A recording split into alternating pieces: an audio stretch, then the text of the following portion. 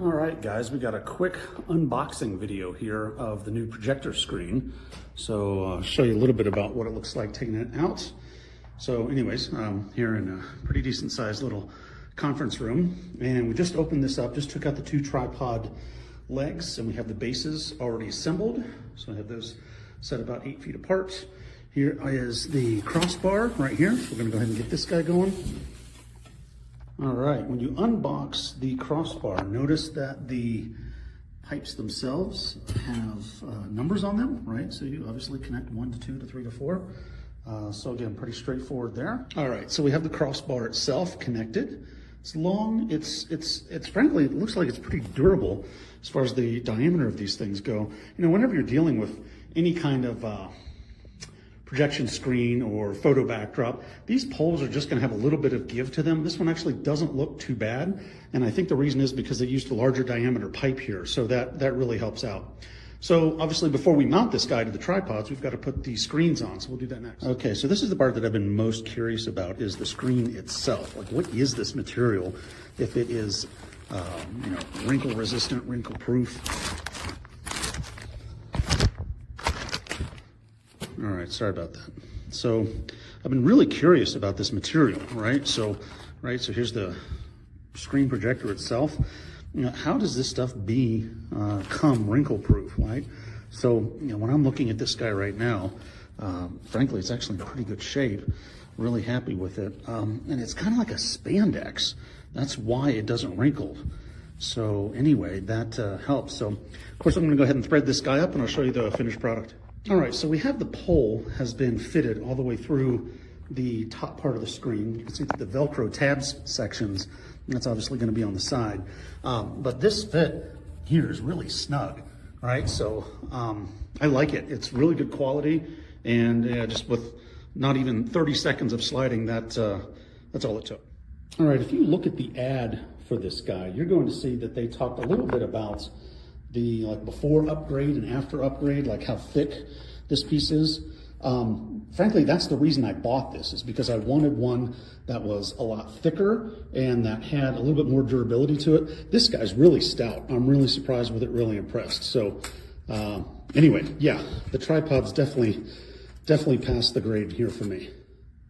All right, so we have the crossbar mounted to the tripods. So these are looking really good. By the way, one quick thing I wanted to show you here. This is actually a pretty good design. See how they left this hole kind of oblong? See if I can focus in on it. Yeah, so that hole is oblong. You've got a little bit of space in here. And frankly, you're gonna want that, because as you're raising this bar up, right, as you're extending the tripod all the way up, you're extending the bar all the way up, you want a little bit of play right here, because that's just gonna make things a lot better for you, and that way you don't deform the pole in any way. So anyways, good design. All right, so here we are, fully extended. By the way, this is the 120-inch diagonal version. So obviously I don't have the sides attached yet. One of my big questions is, what kind of vertical dip are we going to have here? And you know, with any of these guys, I mean, you're stretching this thing over, you know, 8.5, 9 feet. You're going to have some sag in there. Doesn't look like it's too bad. Again, you have a really good sized pipe up there on the top, really good sized diameter. And I think there might be maybe 1.5 to 2 inches of deflection at the center. So again, not too bad, but what's gonna be fun is whenever we stretch this guy out on both sides, we're gonna watch this guy smooth out really well. So let's check it out in a second. Okay, so we have the vertical straps, we have the Velcro straps attached on one side. And my big question is, you know, what kind of wrinkles are we going to get, right? So anyways, you know, you can see some of these horizontal wrinkles here, a couple verticals, you know, but nothing horrible on the vertical side there, right? Looks like it's fairly doable. But again, I've only had just the one side attached. So let's see what it looks like when we get the other side attached. Okay, so check this out. The vertical seams, or the vertical creases, they are gone. They were able to be stretched out with no problem at all. We do have this one horizontal guy. I don't know if you can see, it's right about there. Frankly, I don't think this is gonna be a huge deal. Overall, I'm really happy with this. I think, you know, this guy down here at the bottom is probably going to hang out, or, you know, maybe if I just do a little bit more adjusting, but I think that's going to go away. And those small little puckers over here on the end. You know, overall, I'm really happy with this. So anyway, there you have it. Yeah, looking pretty good, and looking forward to firing up the projector to see how this guy's gonna look. All right, so we wanted to know what it looked like when we had it totally up and running. There we go. Not too shabby. I'm probably about 17 feet from the screen itself, so 17 feet between screen and projector lens. So yeah, overall it looks great. I'm super happy with it. And that one vertical stripe that I mentioned to you earlier, you cannot, sorry, the one horizontal stripe I mentioned earlier, you cannot even see that thing. Yeah, this screen just looks fantastic. So anyway, yeah, give it a go.